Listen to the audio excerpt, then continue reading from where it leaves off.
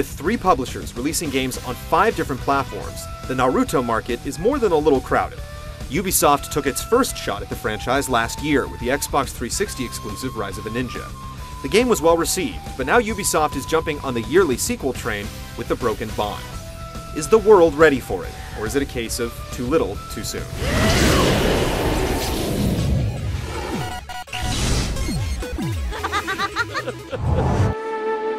As the title suggests, The Broken Bond covers the second half of the young Naruto storyline, beginning with Orochimaru's attack on Konoha and ending with a climactic showdown between Naruto and Sasuke.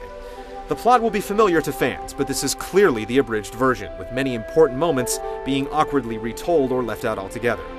Additional quest scenarios don't add much, as they dip into groan-worthy moments like Choji's conflict with the potato chip ninjas.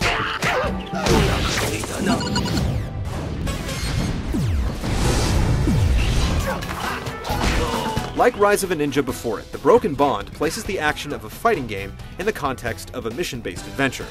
However, while the previous title is very open-ended with numerous missions to choose from, The Broken Bond is much more straightforward, with only one mission available at a time. But there are still extra diversions like minigames and wanted contracts to pursue for cash. You'll visit 2 towns and 6 environments full of traps and obstacles to overcome.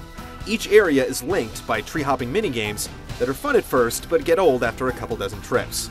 Environments are also revisited several times and have alternate paths that can only be reopened with specific characters. Retreading can get a bit repetitive, and the final chase to catch Sasuke literally has you covering the same ground 3 times in a row, with different characters. In addition to the story mode, players can also take on the tournament-style fight mode or duke it out with friends locally or online. There are nearly 30 characters to choose from, including Naruto's allies and Orochimaru's cursed squad, but there are also a few notable omissions like Shino and Hinata. Altogether, there's a fair amount of value with the main quest that takes about 12 to 15 hours to complete, and a competent fighting system to keep players brawling after the story's done.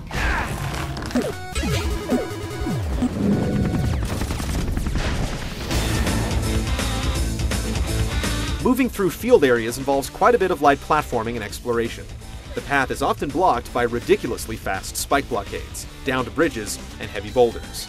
Advancing often involves splitting your team to hit multiple switches and making use of each character's special moves. Naruto can pile up shadow clones to build bridges, Neji uses Byakugan to see hidden traps, and Shikamaru can send his shadow under buildings to access hard-to-reach items and switches. Figuring out what to do isn't hard most of the time, with clear markers indicating which ability is needed where. But there isn't a whole lot of creativity in how moves are implemented. Naruto, Sasuke, and Choji all use their specials to smash boulders with different shapes on them, and other characters' abilities share similar effects. The fighting system is simple but enjoyable.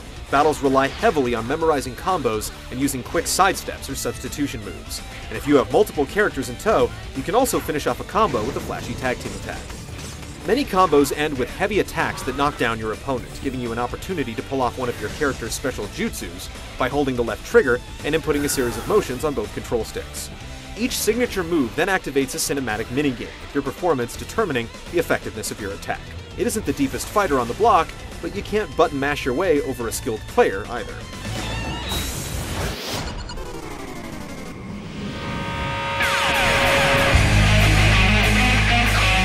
Rise of a Ninja's cel-shaded graphics engine is back in The Broken Bond, and while it still looks good, the game simply doesn't compare to the clean look of Namco's Ultimate Ninja Storm.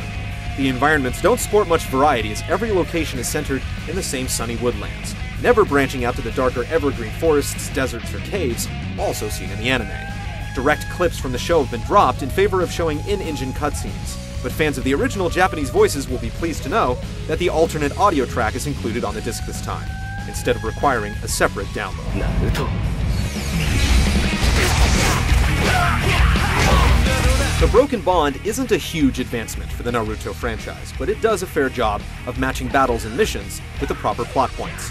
The story is somewhat skimmed over, and the adventuring portions can get repetitive and frustrating. The fighting system isn't bad though, and if you're looking to throw down with the Naruto cast online, Broken Bond is certainly your best bet.